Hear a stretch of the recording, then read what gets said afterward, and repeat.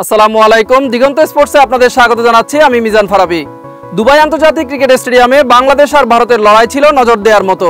তবে শুরুটা যেমন রোমাঞ্চকর ছিল, শেষটা তেমন ভালো হয়নি টাইগারদের। প্রথমে ব্যাট করতে নেমে রীতিমতো ঝড় তুলেছিলেন অভিষেক শর্মা।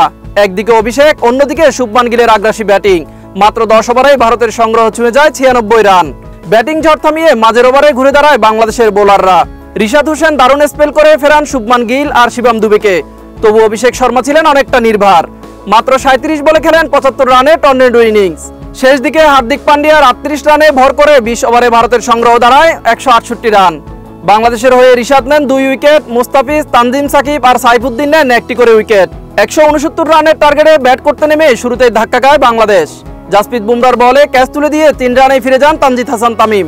এরপর পারভেজ হোসেন ইমনকে সাথে নিয়ে জুটি করতে থাকেন সাইফ হাসান। কিন্তু এখানেও শুরু হয় ব্যাটিং দশ। ইমন 19 বলে 21 রান করে ফিরে যান সাজঘরে। মাঠের নিঃসঙ্গ যোদ্ধা হয়ে লড়াই চালিয়ে যান সাইফ হাসান। ঝড়ের মাঝে পাহাড় হয়ে দাঁড়িয়ে খেলেন 69 রানের দুর্দান্ত এক ইনিংস। কিন্তু বাকিদের ব্যর্থতায় লড়াইটা হারের কাছে ম্লান হয়ে যায়। তাওহিদ হৃদয় 7, শামীম 0, জাকের আলী 4, সাইফুদ্দিন 4, রিশাদ করেন 2 রান আর তানজিম সাকিব 0, মুস্তাফিজ 6 রান করে ফিরলে 19 ওভার 3 বলে 127 রানে গুটিয়ে যায় বাংলাদেশ। 41 রানের বড় জয় নিয়ে ফাইনালে নিজেদের আসন পোক্ত করে ভারত। ভারতের হয়ে কুলদীপ যাদব নেন সর্বোচ্চ 3 উইকেট। 2টি করে উইকেট শিকার করেন বুমরা আর বরুণ চক্রবর্তী। এই হারে বাংলাদেশের সামনে সমীকরণ একটাই, পাকিস্তানকে হারাতে পারলে দেখা যাবে ফাইনালের মাঠে।